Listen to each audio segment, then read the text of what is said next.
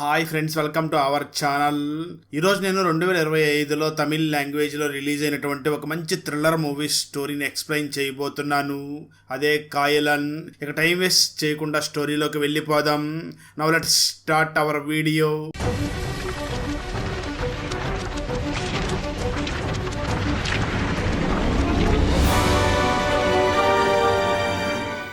చేస్తే movie starting లో TV journalist అయినటువంటి శకుంతలకి ఒక అన్నౌన్ పర్సన్ నుంచి ఒక మెయిల్ వస్తుంది. ఆ మెయిల్ ని చదివినటువంటి శకుంతల ఒక్కసారిగా భయపడుతూ వెంటనే ఎడిటర్ దగ్గరికి వెళ్లి ఆ మెయిల్ ని చూపించి దీన్ని టెలికాస్ట్ చేద్దామా అని అడుగుతూ ఉంటుంది. ఆ మెయిల్ ని చదివినటువంటి ఎడిటర్ మాత్రం చాలా షాక్ అవుతూ వెంటనే శకుంతలని చూసి ఈ మెయిల్ చాలా భయంకరంగా ఉంది, దీన్ని టెలికాస్ట్ చేస్తే ఏదైనా ప్రాబ్లం వస్తుందేమో అని అంటూ ఉంటాడు.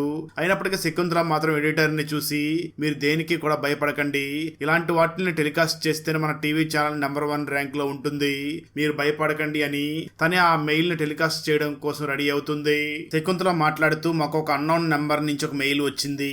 ఆ మెయిల్ లో ఉన్నటువంటి సారాంశం ఏమిటి అంటే త్వరలో భారతదేశంలో ఒక విచిత్రమైనటువంటి యుద్ధం జరగబోతుంది. ఆ యుద్ధంలో భారతదేశంలో ఉన్నటువంటి పేదవాళ్ళు మరియు ధనికులు అందరూ కూడా భయపడతారు, బాధపడతారు. సో ఆ యుద్ధానికి అందరూ కూడా రెడీగా ఉండండి అని మెయిల్ పంపించి ఉంటారు. ఇదంతా కూడా శకుంతల టెలికాస్ట్ చేయడంతో సామాన్య ప్రజలందరూ కూడా ఆ న్యూస్ ను చూసి చాలా కంగారు పడుతూ ఉంటారు. ఈ విషయం తెలుసుకున్నటువంటి పోలీస్ కమిషనర్ చాలా కోపంగా ఆ ఛానల్ వాళ్ళకి ఫోన్ చేసి మీకు ఎవరైనా అన్నోన్ పర్సన్ నుంచి ఇలాంటి మెయిల్స్ వస్తే మీరు మాకు ఫార్వర్డ్ చేయాలి, అంతేగాని మీరు టెలికాస్ట్ చేయకూడదు. దీనివల్ల ఏదైనా లా అండ్ ఆర్డర్ సమస్య వస్తే ఎవరు రెస్పాన్సిబిలిటీ, వెంటనే ఆ లైవ్ ప్రోగ్రామ్ ని ఆపేయండి అని చెప్పి లైవ్ ప్రోగ్రామ్ ని ఆపిస్తాడు. వచ్చేస్తే ఆ తర్వాత రోజు మార్నింగ్ శకుంతల ఆఫీస్ కి వెళ్లి తన పని తను చేసుకుంటూ ఉండగా ఇంతలో తనకి మళ్ళీ అన్నోన్ పర్సన్ నుంచి మరొక మెయిల్ కూడా వస్తుంది. దాంతో శకుంతల వెంటనే ఆ మెయిల్ ని కమిషనర్ కి ఫార్వర్డ్ చేసేయగా అలా కమిషనర్ కి ఫార్వర్డ్ చేసిన వెంటనే అపరిచిత వ్యక్తి ఆ శకుంతలకి ఫోన్ చేసి నిన్న నీకు నేను మెయిల్ పంపించినప్పుడు దాన్ని ఏ విధంగా అయితే టెలికాస్ట్ చేసావో ఈ మెయిల్ ని కూడా ప్రజలకి తెలిసే విధంగా టెలికాస్ట్ చెయ్యి, లేదంటే నేను ఊరుకోను అని వార్నింగ్ ఇస్తూ ఉంటాడు. అయినప్పటికీ శకుంతల మాత్రం నేను ఈ విషయం అంతా పోలీసులకు చెప్పేశాను, వాళ్ళు తొందరలో నిన్ను పట్టుకుంటారు, నువ్వు నన్ను ఏమీ చేయలేవు అన్నట్లుగా అంటూ ఉంటుంది. దానికి అన్నౌన్ పర్సన్ మాట్లాడుతూ నన్ను పోలీసులు పట్టుకోవడం కుదరదు, నన్ను ఎవరో కూడా ఆపలేరు, మర్యాదగా నువ్వు నేను పంపించినటువంటి మెయిల్ ని ప్రజలకు తెలిసే విధంగా చెయ్యి, లేదంటే ఇంట్లో మీ అమ్మ ఒంటరిగా ఉంది కదా, తనను చంపేస్తాను అని వార్నింగ్ ఇస్తూ ఉంటాడు. దాంతో శకుంతల చాలా భయపడిపోయి వెంటనే వాళ్ళ అమ్మకు ఫోన్ చేసి మాట్లాడుతూ ఉండగా సరిగ్గా అదే సమయంలో వాళ్ళ ఇంటికి దగ్గరలో ఒక బాంబు పేలుతుంది. ఆ సౌండ్ విన్నటువంటి శకుంతల ఏమైందమ్మా, అంత సౌండ్ ఎందుకు వచ్చింది అని అడుగుతుంది. దానికి శకుంతల మదర్ మన బజార్ లో ఒక బాంబు పేలింది అని చెప్పడంతో శకుంతల ఒక్కసారిగా భయపడిపోయి ఫోన్ పెట్టేసి అక్కడి నుంచి డైరెక్ట్ గా పక్కకి వెళ్లి అక్కడ లైవ్ ప్రోగ్రామ్ జరుగుతూ ఉండగా శకుంతల మధ్యలోకి వెళ్లిపోయి ఆ అన్నౌన్ పర్సన్ పంపించినటువంటి మెయిల్ లో ఉన్నటువంటి విషయాన్ని అన్ని కూడా ప్రజలకు చెప్పడం మొదలు పెడుతుంది. శకుంతల లైవ్ లో మాట్లాడుతూ నేను చెప్పినట్లుగానే మన దేశంలో త్వరలో ఒక ప్రత్యేకమైన పరిస్థితులు, ఒక యుద్ధం లాంటి పరిస్థితులు రాబోతున్నాయి, కాబట్టి పేద ప్రజలందరూ కూడా వాళ్ళకి కావాల్సిన ఆహారం అన్ని కూడా కొనిపెట్టుకుని రెడీగా ఉండండి అని చెప్పి ఉంటాడు. అదంతా కూడా శకుంతల మళ్ళీ టీవీలో చెప్తూ ఉంటుంది. వచ్చేస్తే ఈ విషయం బాగా వైరల్ అయిపోవడంతో ఢిల్లీలో ఉన్నటువంటి పై ఆఫీసర్స్ అందరూ కూడా ఒక మీటింగ్ ఏర్పాటు చేసుకుని ఇది చాలా సెన్సిటివ్ అయినటువంటి విషయం, దీన్ని అంత తేలిగ్గా తీసుకోకూడదు, ఇది చెన్నైలో స్ప్రెడ్ అయింది కాబట్టి అక్కడ ఒక టీం ని ఏర్పాటు చేయండి, ఈ విషయం అంతా కూడా మానిటర్ చేయమని చెప్పండి అని చెప్పి ఒక స్పెషల్ ఆఫీసర్ ని నియమిస్తారు. ఆ ఆఫీసర్ పేరు అధీరా, తనే ఈ మూవీలో హీరోయిన్ అని చెప్పుకోవచ్చు. సరిగ్గా అదే సమయంలో చెన్నైలో అధీరాకి పెళ్లి చూపులు జరుగుతూ ఉంటాయి. అక్కడ అధీరాని చూసుకోవడానికి పెళ్లి కొడుకునటువంటి శ్రీధర్ తన నానమ్మతో పాటు అక్కడికి వస్తాడు. శ్రీధర్ పెళ్లి కూతుర్ని చూస్తున్న సమయంలో తన నానమ్మ అక్కడున్నటువంటి పెళ్లి కూతురైనటువంటి అధీరాని చూసి మాట్లాడుతూ నీకు వంటొచ్చా, నువ్వు ఎంతవరకు చదువుకున్నావు, నీ జుట్టు నిజమైందా లేదా విగ్గా అంటూ జుట్టుని కూడా టచ్ చేస్తూ ఉంటుంది. దాంతో అధీరా పేరెంట్స్ మాకు ఈ సంబంధం వద్దు అని చెప్పి వాళ్ళని అక్కడి నుంచి బయటికి పంపించేస్తారు. వచ్చేస్తే మరో పక్క అన్నోన్ పర్సన్ పంపించినటువంటి మెయిల్ న్యూస్ చాలా వైరల్ అయిపోవడంతో ప్రజలందరూ కూడా దాని గురించే మాట్లాడుకుంటూ ఉంటారు. అదే విధంగా రాజకీయ నాయకులు పోలీసులు ఏం చేస్తున్నారు అని పబ్లిక్ ఒక డిబేట్లు కూడా పెడుతూ ఉంటారు. సరిగ్గా అదే సమయంలో ఆ కేసును విచారించడానికి వచ్చినటువంటి అధీరా వెంటనే తన టీం ని 2 భాగాలుగా ఏర్పాటు చేసి ఒక టీం ను మాత్రం శకుంతల ఇంటి దగ్గర బాంబ్ బ్లాస్ట్ అయింది కదా దాని గురించి ఎంక్వైరీ చేయమని చెప్తుంది. మరొక టీం ను మాత్రం అసలు ఆ అన్నోన్ పర్సన్ మెయిల్ ఎక్కడి నుంచి పంపించాడో దాని గురించి వెతకమని చెప్తుంది. అదే సమయంలో బాంబ్ బ్లాస్ట్ గురించి విచారిస్తున్నటువంటి ఆ టీం కి బాంబ్ తయారు చేసినటువంటి వ్యక్తి గురించి తెలుస్తుంది. దాంతో ఆ టీం వెంటనే బాంబ్ బ్లాస్ట్ చేసినటువంటి ఆ వ్యక్తి దగ్గరికి వెళ్లి ఎంక్వైరీ చేయగా తను వాళ్ళని చూసి సమాధానం చెప్తూ సార్ నేను స్టూడెంట్స్ కి ప్రాజెక్ట్ వర్క్స్ చేయించి వాటికి డబ్బులు తీసుకుంటూ ఉంటాను, ఒకరోజు నా దగ్గర ఒక వ్యక్తి వచ్చి బాంబు తయారు చేయాలని అడిగాడు, నేను చిన్నదా పెద్దదా అని అడగ్గా చిన్నది అని సమాధానం చెప్పాడు, అందుకే నేను బాంబును తయారు చేసి ఇచ్చాను, అయితే ఆ వ్యక్తి మాత్రం నాకు డబ్బుల్ని చేతికి ఇవ్వకుండా హవాలా రూపంలో నాకు డబ్బుల్ని ఇచ్చాడు. నేను ఆ వ్యక్తి మొహాన్ని కూడా సరిగ్గా చూడలేదు అంటూ ఉంటాడు. సరిగ్గా అదే సమయంలో భారతదేశం మొత్తంలో కూడా ఒక సమస్య వచ్చి పడుతుంది. అదేమిటి అంటే అందరి అకౌంట్ లో ఉన్నటువంటి డబ్బులు మొత్తం కూడా కట్ అయిపోయి బ్యాలెన్స్ 0 అని చూపిస్తూ ఉంటుంది. దాంతో అందరూ కూడా చాలా భయపడుతూ కస్టమర్ కేర్ కి ఫోన్ చేసి అడుగుతూ ఉండడంతో కస్టమర్ కేర్ లో ఉన్న వాళ్ళు కూడా చాలా షాక్ అవుతూ అందరి అకౌంట్ లో నుంచి డబ్బులు ఎలా కట్ అయిపోయాయని షాక్ అవుతూ భయపడుతూ ఉంటారు. ప్రజలందరూ కూడా ఇప్పుడు ఏం చేయాలి, డబ్బులన్నీ కూడా కట్ అయిపోయాయని చాలా కంగారు పడుతూ ఉన్న సమయంలో తమిళనాడు సీఎం ఒక వీడియోని రిలీజ్ చేస్తాడు. ఆ వీడియోలో బ్యాంకు వల్ల తప్పిదం వల్ల చిన్న సమస్య ఏర్పడింది, అది బ్యాంకు వల్ల పరిష్కరించడానికి చాలా ట్రై చేస్తున్నారు కాబట్టి అది సాల్వ్ చేయడానికి కొంత సమయం కూడా పడుతుంది. అప్పటి వరకు మీరు ఏం భయపడకండి, నేను మీకు ఒక హామీని ఇస్తున్నాను. మీరు మాత్రం మీ రేషన్ కార్డుని దగ్గరలో ఉన్నటువంటి షాపుల దగ్గరకు తీసుకుని వెళ్లి మీకు కావాల్సిన వస్తువుల్ని తీసుకుని వెళ్ళిపోండి. మీరు ఎటువంటి డబ్బులు కట్టవలసిన అవసరం లేదు, గవర్నమెంటే వాటికి డబ్బులు కడుతుంది అని చెప్పి ఒక పథకాన్ని ప్రవేశపెడతాడు. ఈ పథకం గురించి ప్రజలందరూ కూడా రకరకాలుగా మాట్లాడుకుంటూ ఉంటారు. సరిగ్గా అదే సమయంలో రిజర్వ్ బ్యాంక్ లో పనిచేస్తున్నటువంటి ఒక ఆఫీసర్ అకౌంట్ లో కూడా బ్యాలెన్స్ 0 అని చూపిస్తూ ఉండడంతో తను కూడా చాలా షాక్ అవుతూ అకౌంట్స్ ని హ్యాక్ చేయడం అంటే అంత ఈజీ కాదు. ఒక అకౌంట్ ని హ్యాక్ చేయాలి అంటే చాలా ఫైర్ వాల్స్ ని దాటుకొని రావాల్సి ఉంటుంది. ఒక్కొక్క ఫైర్ వాల్ కి 17 అంకెలతో పాస్వర్డ్ కూడా ఉంటుంది. అదే కాకుండా అది రోజు మార్చి రోజు మారిపోతూ ఉంటుంది. కాబట్టి ఫైర్ వాల్ సిస్టమ్ ని దాటుకొని వచ్చి మరీ హ్యాక్ చేశాడంటే అతను సామాన్యమైన వ్యక్తి కాదు అని అనుకుంటూ ఉంటాడు. ఆ తర్వాత పోలీసులు ఆ ఫైర్ వాల్ బాధ్యతలన్నింటినీ కూడా ఒక సాఫ్ట్వేర్ కంపెనీ చూసుకుంటుంది అని తెలుసుకుని వెంటనే ఆ కంపెనీ దగ్గరికి విచారించడం కోసం వెళ్ళగా అదే కంపెనీలో మన హీరోయిన్ అయినటువంటి అధీరాని చూడడానికి శ్రీధర్ వచ్చాడు కదా, తనే అక్కడ చీఫ్ ఎగ్జిక్యూటివ్ గా వర్క్ చేస్తూ ఉంటాడు. అతని దగ్గరికి వెళ్ళి జరిగింది చెప్పడంతో తను కూడా ఒక్కసారిగా షాక్ అవుతూ ఇది చాలా ఇంపాసిబుల్, ఎందుకంటే ఫైర్ వాల్స్ ని ట్రాక్ చేయడం అంటే సాధారణమైన విషయం కాదు, వాడెవడో చాలా తెలివైన వాడిలాగా ఉన్నాడు అని చెప్తూ ఉంటాడు. ఆ తర్వాత ఆ సాఫ్ట్వేర్ కంపెనీ కూడా ఇది ఎలా జరిగింది అని చాలా తీవ్రంగా విచారిస్తూ ఉంటారు. మరోపక్క అపరిచితుడు అధీరా టీమ్ లో ఉన్నటువంటి సోఫియా అనే ఒక అమ్మాయికి ఫోన్ చేసి మాట్లాడుతూ ఉంటాడు. ఈ విషయం తెలుసుకున్నటువంటి అధీరా ఇంతకు ముందు ఈ అపరిచితుడు జర్నలిస్ట్ అయినటువంటి ఆ శకుంతలకి ఫోన్ చేశాడు, ఇప్పుడు నా టీమ్ లో ఉన్నటువంటి సోఫియాకి ఫోన్ చేసి మాట్లాడుతున్నాడు, తను కేవలం ఎందుకు ఆడవాళ్ళతోనే మాట్లాడుతున్నాడు అని ఆలోచిస్తూ ఉంటుంది. ఆ సమయంలో అపరిచితుడు సోఫియాతో మాట్లాడుతూ నేను మీ టీం లీడర్ తో మాట్లాడాలి అని చెప్పడంతో అధీరా అక్కడికి వెళ్లి మాట్లాడుతుంది. అప్పుడు అపరిచితుడు మాట్లాడుతూ నేను చార్లెస్ అనే ఒక మినిస్టర్ తో మాట్లాడాలి, దానికి కావాల్సిన ఏర్పాట్లు చెయ్యండి అని చెప్పి ఫోన్ కట్ చేస్తాడు. దాంతో అధీరా వెంటనే చార్లెస్ అనే మినిస్టర్ తో మాట్లాడి తనని లైవ్ ప్రోగ్రామ్ దగ్గరికి తీసుకురావడానికి ఒప్పిస్తుంది. కొంతసేపటి తర్వాత ఆ ప్రోగ్రామ్ కి అపరిచితుడు ఫోన్ చేస్తాడు. అప్పుడు అపరిచితుడు ఆ మినిస్టర్ తో మాట్లాడుతూ మన దేశం నుంచి బ్రిటిష్ వాళ్ళని ఆంగ్లేయుల్ని మనం పోరాడి మరీ తరిమేశాం కదా, స్వతంత్రం సంపాదించాం కదా, కానీ ఇప్పటికీ కార్పొరేట్ కంపెనీలు ఎందుకు మన దేశం నుంచి బయటికి వెళ్ళగొట్టలేకపోతున్నాం? ఒక్కొక్క కార్పొరేట్ కంపెనీ నాణ్యత లేని వస్తువుల్ని తయారు చేసి రకరకాల ఆఫర్లు పెట్టడంతో ప్రజలు వాటిని కొనుక్కొని నష్టపోతున్నారు. కానీ నాణ్యమైన వస్తువులను తయారు చేసినటువంటి చిన్న చిన్న వ్యాపారులు మాత్రం ఆ ఆఫర్స్ ని తట్టుకోలేక వాళ్ళ జీవితాలనే పోగొట్టుకుంటున్నారు. మీకు ఇంకా క్లియర్గా అర్థమయ్యేలా చెప్పాలి అంటే ఇప్పుడు అందరి అకౌంట్లో బ్యాలెన్స్ 0 అయ్యి ఉంది కదా, ఇటువంటి సమయంలో ఆ కార్పొరేట్ కంపెనీ వాళ్ళు అందరికీ ఉపయోగపడే విధంగా రకరకాల ఆఫర్లు పెట్టి ప్రజలకు వస్తువులు ఇవ్వాలి కదా, అలాంటి పని చేయకుండా ఇలాంటి సమయంలో వాళ్ళ షాపులన్నీ క్లోజ్ చేసుకుని ఇంట్లో ఉంటున్నారు. కానీ చిన్న చిన్న వ్యాపారులు మాత్రం సామాన్యమైన ప్రజలు ఇబ్బంది పడకూడదు అని ఇప్పటికే షాప్స్ ని ఓపెన్ చేసి గవర్నమెంట్ ఆర్డర్స్ ప్రకారం ప్రజలందరికీ కూడా సామాన్లు ఫ్రీగా ఇస్తున్నారు. మేడం ఇవన్నీ కాదు, నేను మీకు స్ట్రైట్ గా చెప్తాను వినండి. ఈ కార్పొరేట్ కంపెనీలు ప్రతి చిన్న ఊర్లో కూడా వాళ్ళ బ్రాంచీల్ని పెట్టి చిన్న వ్యాపారులు బ్రతకనివ్వకుండా చేస్తున్నారు. మీరు వీలైనంత తొందరగా ఈ కార్పొరేట్ సంస్థల బ్రాంచీలు పెరగనివ్వకుండా చూడండి, లేదంటే ఆ కార్పొరేట్ సంస్థలకు సంబంధించినటువంటి డీటెయిల్స్ మొత్తం కూడా నా దగ్గర ఉన్నాయి, వాళ్ళ బ్యాంక్ అకౌంట్ డీటెయిల్స్ కూడా నా దగ్గర ఉన్నాయి, వాళ్ళ బ్యాంక్ అకౌంట్స్ అన్నిటిని కూడా హ్యాక్ చేసి ఆ బ్యాంక్ అకౌంట్స్ లో ఉన్న డబ్బు మొత్తాన్ని కూడా పేద ప్రజలకు పంచేస్తాను అని చెప్పి ఫోన్ కట్ చేస్తాడు. ఇది మొత్తం ఉన్నటువంటి మినిస్టర్ వెంటనే అక్కడ ఉన్నటువంటి అధీరాన్ని చూసి ఇటువంటి డేంజరస్ మనిషి సొసైటీలో ఉండడం చాలా ప్రమాదకరం, వెంటనే అతన్ని పట్టుకోండి అని అంటూ ఉంటుంది. దాంతో పోలీసులు అపరిచితుడిని పట్టుకోవడం కోసం చాలా ప్రయత్నాలు చేస్తూ ఉంటారు. మరోపక్క అధీరాన్ని చూడడానికి వచ్చినటువంటి శ్రీధర్ కూడా అధీరాకి చాలా సహాయం చేస్తూ ఉంటాడు. అలా పోలీసులు ఎంత ప్రయత్నం చేసినప్పటికీ అపరిచితుడిని మాత్రం పట్టుకోలేకుండా ఉంటారు. అలాంటి సమయంలోనే అపరిచితుడు మళ్ళీ ఆ సోఫియాకి ఫోన్ చేసి నేను మీ మేడంతో మాట్లాడాలి అని అధీరాతో మాట్లాడుతూ మేడం మీరు నన్ను పట్టుకోవడానికి చాలా ప్రయత్నాలు చేశారు కానీ నా ముందుకు మాత్రం రాలేకపోతున్నారు, కానీ నేను మాత్రం మీ ముందే ఉన్నాను, మీ చుట్టుపక్కలే తిరుగుతున్నాను. ఒక మాటలో చెప్పాలి అంటే మీరు ప్రజెంట్ ఏ కలర్ డ్రెస్ వేసుకుని ఉన్నారో అది కూడా నేను చెప్పగలను అంటూ ఉంటాడు. ఆ మాటలు విన్నటువంటి అదిరా వాళ్ళ కారుకి ఎదురుగుండా ఒక అంబులెన్స్ వెళుతూ ఉండడంతో ఖచ్చితంగా అపరిచితుడు అంబులెన్స్ లోనే ఉంటాడు అని చాలా వేగంగా వెళ్లి అంబులెన్స్ ని ఓపెన్ చేసి చెక్ చేస్తుంది. కానీ ఆ అంబులెన్స్ లో ఎవరు ఉండరు. దాంతో అదిరా నా చుట్టుపక్కల ఎవరో కూడా నాకు తెలియని కొత్త వాళ్ళు ఎవరో లేరు, అలాంటిది ఆ వ్యక్తికి నేను ఎక్కడ ఉన్నానో ఏ డ్రెస్ వేసుకుని ఉన్నానో ఎలా తెలుసు అని ఆశ్చర్యపోతూ ఉంటుంది.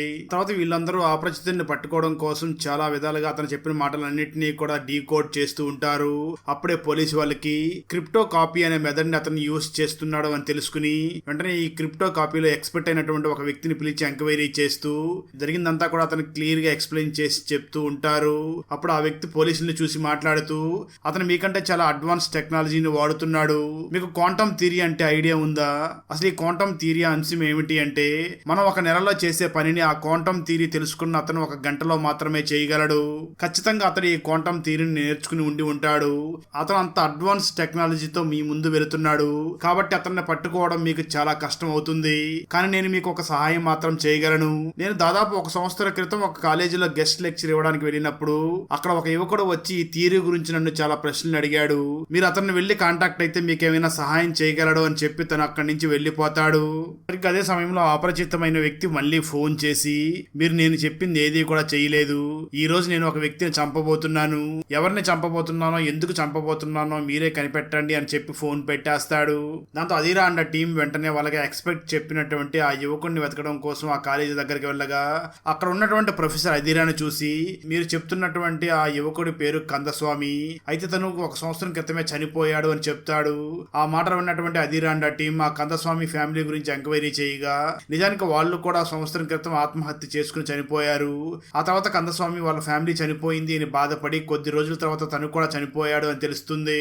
ఆ తర్వాత పోలీసులు అసలు కందస్వామి ఫ్యామిలీ ఎందుకు ఆత్మహత్య చేసుకుని చనిపోయారో దాని గురించి ఎంక్వైరీ చేస్తారు. అప్పుడే పోలీసులకి నిజానికి కందస్వామి ఫ్యామిలీకి ఒక షాప్ ఉందని, ఆ షాప్ లో వస్తువులు కొన్నటువంటి 6 మంది పిల్లలు చనిపోవడంతో వీళ్ళ మీద కేసు ఫైల్ అయి ఉంటుంది. అంత ఏ తప్పు చేయనటువంటి కందస్వామి ఫ్యామిలీ మన పొరుగు పోయింది అని అందరూ కూడా ఆత్మహత్య చేసుకుని చనిపోయారు అని తెలుస్తుంది. ఆ తర్వాత పోలీసులకి వీళ్ళ కేసుని ఎంక్వైరీ చేసినటువంటి పోలీస్ ఆఫీసర్ కూడా ఇంతకు ముందే చనిపోయాడు అని తెలుస్తుంది.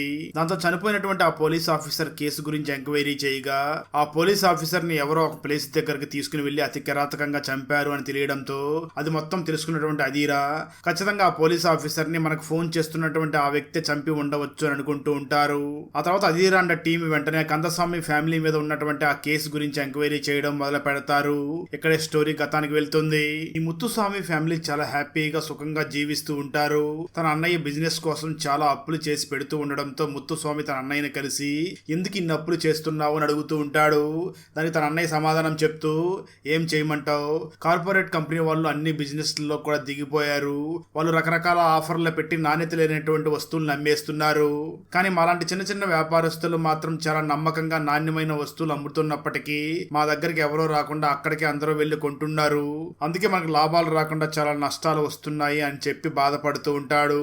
దాంతో కందస్వామి వెంటనే ఒక యాప్ ని క్రియేట్ చేసి ప్రజలకు అందుబాటులో ఉండే వస్తువులన్నింటినీ కూడా అందులో పెడతాడు.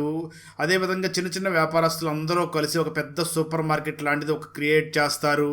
అక్కడ వాళ్ళందరూ కూడా వ్యాపారం చేస్తూ ఉండడంతో ప్రజలందరూ కూడా వీళ్ళ దగ్గరకు వచ్చి కొంటూ ఉంటారు. ఈ విషయం తెలుసుకున్నటువంటి కార్పొరేట్ కంపెనీ వాళ్ళు వెంటనే వీళ్ళ దగ్గరికి వచ్చి మాట్లాడుతూ ఒక పని చేద్దాం, మా దగ్గర ఉన్నటువంటి వస్తువులు మీ సూపర్ మార్కెట్ లో పెడతాం, అవన్నీ కూడా మేము మీకు హోల్సేల్ రేట్లకి అమ్ముతాం, మీరు వాటిని అమ్మండి అని అంటూ ఉంటారు. కానీ ఈ చిన్న వ్యాపారస్తులు అందరూ మాత్రం ఆ కార్పొరేట్ సంస్థ వాళ్ళని చూసి వద్దు, మీ దగ్గర నాణ్యత లేనటువంటి వస్తువులు ఉంటాయి, మేము అలాంటి వస్తువులను అమ్మితే మా బిజినెస్ పోతుంది, మా పేరు కూడా చెడిపోతుంది, అలాంటి వస్తువులను మాత్రం మేము ఇక్కడ అమ్మము అని అంటూ ఉంటారు. అయినప్పటికీ ఆ కార్పొరేట్ వాళ్ళు మాత్రం బ్లాక్ మెయిల్ చేసి ఆ నాణ్యత లేని వస్తువుల్ని ఈ చిన్న వ్యాపారస్తుల దగ్గర అమ్మిస్తారు. ఆ వస్తువులు తీసుకుని వెళ్లి వాడినటువంటి 6 మంది పిల్లలు చనిపోవడంతో వీళ్ళ మీద కేసు ఫైల్ అయి ఉంటుంది. ఇలా జరిగిందంతా కూడా పోలీస్ ఆఫీసర్ అదీరా తెలుసుకుంటూ ఉంటుంది. ఆ తర్వాత కందస్వామిని ప్రేమించినటువంటి ఒక అమ్మాయి వచ్చి అదీరాను చూసి మాట్లాడుతూ మేమిద్దరం కూడా ప్రేమించుకున్నాం, పెళ్లి కూడా చేసుకోవాలి అనుకున్న సమయంలో కందస్వామి వాళ్ళ అన్నయ్య బిజినెస్ లో ఏదో ప్రాబ్లం వచ్చింది, పోలీస్ కేసు కూడా అయ్యింది, అలా మా పెళ్లి వాయిదా పడిపోయి తర్వాత పెళ్లి జరగలేదు అని చెప్తూ ఉంటుంది. ఇక్కడ ఒక చిన్న ఫ్లాష్ బ్యాక్ ని కూడా చూపించడం జరుగుతుంది. కందస్వామి ఒక రోజు తన గురువు గారికి ఫోన్ చేసి మ్యాథమెటిక్స్ లో కొన్ని టిప్స్ అన్ని కూడా నేర్చుకుంటూ ఉంటాడు. సరిగ్గా అదే సమయంలో కందస్వామి బ్రదర్, నేను ఆ కార్పొరేట్ సంస్థ వాళ్ళని నమ్మి మోసపోయాను, నేను ప్రజలందరికీ కూడా నాణ్యమైనటువంటి వస్తువుల్ని పంపిణీ చేశాను, ఇప్పుడు ఊర్లో నా పొరుగు కూడా పోయింది, నేను మోసపోయాను, చనిపోయాను, నాలాంటి వాడికి ఇక్కడ బ్రతికే హక్కే లేదు అని తను ఆత్మహత్య చేసుకుని చనిపోతాడు. అలా జరిగిందంతా కూడా అధీరా తెలుసుకుని మనం వెతుకుతున్న వాళ్ళందరూ కూడా చనిపోయారు. కేవలం కందస్వామి గురువు గారు ఉన్నారు కదా మ్యాథమెటిక్స్ లో ఎక్స్పర్ట్, అతను మాత్రమే బ్రతికి ఉన్నట్లుగా ఉన్నాడు. అంటే బహుశా ఇవన్నీ కూడా అతనే చేస్తున్నాడేమో అని అతని మీద అనుమానంతో అతను అడ్రస్ కనుక్కుని అక్కడికి వెళ్ళగా నిజానికి వారం క్రితమే కందస్వామి గురువు గారు కూడా చనిపోయారు అని తెలుస్తుంది. ఆ విషయం తెలుసుకున్నటువంటి పోలీసులు చాలా షాక్ అవుతూ అతని రూమ్ మొత్తం కూడా చెక్ చేస్తూ ఉండగా గోడల మీద అంతా కూడా మ్యాథమెటిక్స్ ఫార్ములాస్ రాసి ఉంటాడు. అక్కడే వాళ్ళు ఒక విషయాన్ని కూడా కనుక్కుంటారు. అక్కడ ఒక గోడ మీద చిత్రకవి అనే ఒక కాన్సెప్ట్ ని రాసి ఉంటాడు. ఎవరైనా ఈ చిత్రకవి కాన్సెప్ట్ ని నేర్చుకుంటే వాళ్ళ బ్రెయిన్ కంప్యూటర్ కంటే 100 రెట్లు ఎక్కువగా ఉంటుంది అన్న విషయం వీళ్ళు కనుక్కుంటారు. అది మొత్తం తెలుసుకున్నటువంటి పోలీసులు బహుశా అతని ఇది ఒక హింట్ లాగా మనకి ఇచ్చి వెళ్ళినట్లుగా ఉన్నాడు అని ఆ మ్యాథ్స్ టీచర్ దగ్గర చదువుకోవడానికి వచ్చే స్టూడెంట్స్ అందరినీ కలిసి దాని గురించి అడిగి ఎంక్వైరీ చేసి తెలుసుకుంటూ ఉంటారు. ఆ తర్వాత పోలీసులు అందరూ కూడా అక్కడ ఉన్నటువంటి విషయాలన్నింటినీ కూడా స్టూడెంట్స్ తో చెక్ చేసి డీకోడ్ చేయగా వాళ్ళకి ఒక అంబులెన్స్ నెంబర్ అలాగే హాస్పిటల్ పేరు తెలుస్తుంది. దాంతో పోలీసులు వెంటనే హాస్పిటల్ దగ్గరికి వెళ్ళగా అప్పటికే హాస్పిటల్ మొత్తాన్ని కూడా ఎవరో తన కంట్రోల్లో పెట్టుకుని ఉన్నారు అని పోలీసులకు తెలుస్తుంది. ఆ తర్వాత పోలీసులకి ఆ బిల్డింగ్ లో ఉన్నటువంటి 4th ఫ్లోర్ లో ఆ వ్యక్తి ఉన్నాడు అని తెలుసుకుని పోలీసులు అందరూ కూడా అక్కడికి వెళుతూ ఉంటారు. సరిగ్గా అదే సమయంలో ఆ వ్యక్తి పోలీస్ ఆఫీసర్ అయినటువంటి అధీరాకి ఫోన్ చేసి నేను ఎక్కడ ఉన్నానో మీరు కనిపెట్టినందుకు నిజంగా మీకు కంగ్రాట్స్ చెప్పాలి, చాలా బాగా పనిచేశారు. అయితే ఒక విషయం, మీరు నా దగ్గరకు వచ్చే ముందు నేను ఒక పని చెయ్యాలి. ఈ లోపల మీరు అత్యుత్సాహానికి పోయి అనవసరంగా ఇక్కడికి వచ్చారంటే మాత్రం ఇక్కడ ఉన్న డోర్స్ అన్నిటికీ కూడా పవర్ కనెక్ట్ చేసి ఉంది, అందరూ కూడా మాడి మసైపోతారు. సినిమాల్లో చూపించినట్లుగా హీరోయిజం మాత్రం ఇక్కడ చూపించవద్దు అని అంటూ ఉంటాడు. ఆ మాటలు విన్నటువంటి అధీరా అంటే ఇప్పుడు ఆ అపరిచితుడు ఎవరన్నా చంపుతానని చెప్పాడు కదా, వాళ్ళని చంపబోతున్నాడేమో అనుకుంటూ ఉంటుంది. దాంతో అధీరా ఎవరి మీద అయితే డౌట్ ఉందో వాళ్ళందరికీ కూడా ప్రొడక్షన్ పెంచి ఉంటుంది. సరిగ్గా అదే సమయంలో అధీరాకి ఒక వ్యక్తి ఫోన్ చేసి మేడం మన సెక్యూరిటీ ఇస్తున్నటువంటి మల్హోత్రా భార్య ఫోన్ మాట్లాడుతూ ఉండగా ఫోన్ పేరు తను చనిపోయింది అని చెప్తూ ఉంటారు. దాంతో అధీరా మనం ఆ వ్యక్తిని ఆపలేకపోయామని చాలా బాధపడుతూ ఉంటుంది. సరిగ్గా అదే సమయంలో పై అధికారులు కూడా అధీరాకి ఫోన్ చేసి మాట్లాడుతూ నీకు ఆ వ్యక్తి కనిపిస్తే మాత్రం అతన్ని పట్టుకోవద్దు, తను చాలా డేంజర్ గా ఉన్నట్లుగా ఉన్నాడు, అతను బయటకు వస్తే మాత్రం ప్రజలందరూ కూడా అతన్ని ఒక దేవుడిగా భావిస్తారు, తనని ఒక పెద్ద రాజకీయవేత్తలాగా చేసేలాగా ఉన్నారు, కాబట్టి అతను కనిపిస్తే వెంటనే తనని ఎన్కౌంటర్ చేసి చంపేయండి అని అంటూ ఉంటాడు. ఆ తర్వాత వీళ్ళందరూ కూడా ఆ డోర్ ని ఓపెన్ చేసి లోపలికి వెళ్లి చూడగా ఒక్కసారిగా షాక్ అవుతారు. ఎందుకంటే అక్కడ ఎవరూ కూడా మనుషులు లేకుండా ఉండి ఉంటారు. ఇదంతా చూస్తున్నటువంటి వాళ్ళందరూ షాక్ అవుతూ ఉంటారు. నిజానికి అక్కడ కేవలం ఒక ఆర్టిఫిషియల్ ఇంటెలిజెన్స్ ఏఐ మాత్రమే ఉంటుంది. అంటే చనిపోయినటువంటి కందస్వామి ఈ క్వాంటమ్ థియరీలో ఒక ఎక్స్పర్ట్ కాబట్టి తను ఆ విధంగా సెటప్ చేసి ఉండి ఉంటాడు. ఇదంతా చూస్తున్నటువంటి అధీరా ఇప్పటికి కూడా నమ్మలేకపోతూ ఆశ్చర్యపోతూ ఉంటుంది. అధీరా దీని గురించి బాగా ఆలోచిస్తూ ఈ ఏఐ ఇంటర్నెట్ లో ఏదైనా చేస్తుంది అంటే నేను నమ్ముతాను, కానీ బయట బాంబు తయారు చేసిన వాడికి డబ్బులు మనుషుల చేతనే కదా ఇప్పించి ఉంటుంది, అంటే ఎవరో ఈ ఏఐకి సహాయం చేసి ఉంటారో అని ఆలోచిస్తూ ఉంటుంది. నిజానికి ఏఐ ఇంటర్నెట్ లో వాళ్ళు పెడుతున్నటువంటి పోస్టులన్నింటినీ కూడా అనలైజ్ చేసి ఎవరు మంచి వాళ్ళో తను తెలుసుకుని వాళ్ళ ద్వారానే బాంబు తయారు చేయడం కోసం ఆ వ్యక్తికి డబ్బులు కూడా పంపించి ఉండి ఉంటుంది. నిజానికి ఆ మ్యాథమెటిక్స్ ఎక్స్పర్ట్ ఉన్నాడు కదా, తను ఈ ఏఐకి 2 టాస్క్లు ఇచ్చి ఉంటాడు. అందులో ఒకటి కందస్వామి ఫ్యామిలీ చనిపోయింది కదా, ఆ ఫ్యామిలీ చనిపోవడానికి కారణమైన వాళ్ళందరినీ కూడా చంపాలి అని మొదటి టాస్క్ ఇచ్చి ఉంటాడు. రెండో టాస్క్ కింద ఈ కార్పొరేట్ సంస్థలో నాణ్యత లేనటువంటి వస్తువుల్ని ప్రజలకు ఏ విధంగా అంటగడుతున్నారో ఇవన్నీ కూడా ప్రజలకు తెలియజేయాలి అని రెండో టాస్క్ ని కూడా ఇచ్చి ఉంటాడు. అందువల్ల ఏఐ ర్యాండమ్ గా ప్రజలందరికీ కూడా మెయిల్స్ పంపిస్తూ ఆ కార్పొరేట్ సంస్థలు చేస్తున్నటువంటి దారుణాలన్నీ కూడా ప్రజలకు తెలిసే విధంగా చేసి ఉంటుంది. అధీరా ఆశ్చర్యపోయి ఆ ఏఐని చూస్తూ ఉండగా ఏఐ మళ్ళీ అధీరాతో మాట్లాడుతూ ఈ టాస్క్లన్నీ అయిపోయిన తర్వాత నేను వేరే వాళ్ళ చేతులకు వెళితే మాత్రం చాలా తప్పుడు ప్రయోజనాలకు ఉపయోగించుకుంటారు, ఎందుకంటే కొన్ని కోట్ల మంది చేసే పనిని ఇది కేవలం నిమిషాల్లోనే చేస్తుంది, కాబట్టి ఇది ఎట్టి పరిస్థితుల్లో కూడా తప్పుడు వ్యక్తుల చేతిలోకి వెళ్ళకూడదు, అందుకే నా 2 టాస్క్లు ఫినిష్ అయిపోయిన తర్వాత నాకు నేనే కాలిపోతాను అని చెప్పి అక్కడ అధీరా చూస్తూ ఉండగానే ఆ ఏఐ అదే ఆ క్వాంటమ్ థియరీ మొత్తం కూడా కాలిపోతూ ఉంటుంది. ఆ తర్వాత అధీరా మీడియా వాళ్ళని చూసి ఇక్కడతో ఈ కేసు క్లోజ్ అయ్యింది అని ప్రకటిస్తుంది. అక్కడతో ఈ మూవీ కూడా అయిపోతుంది. సీరియల్ కిల్లర్ ఎవడు, ఎందుకు తను మగవాళ్ళనే కిడ్నాప్ చేసి మగవాళ్ళ అంగాన్ని కట్ చేస్తున్నాడు, సీరియల్ కిల్లర్ ని పట్టుకున్నప్పటికీ సిటీలో హత్యలు ఎందుకు ఆగడం లేదు, అలాంటి సీరియల్ కిల్లర్ తో పోలీసులు కలిసి ప్లాన్ చేసి అతన్ని ఎందుకు జైల్లోకి పంపించారు అన్నదే 2023లో మలయాళం లాంగ్వేజ్ లో రిలీజ్ అయినటువంటి యాసిడ్ మూవీ స్టోరీ.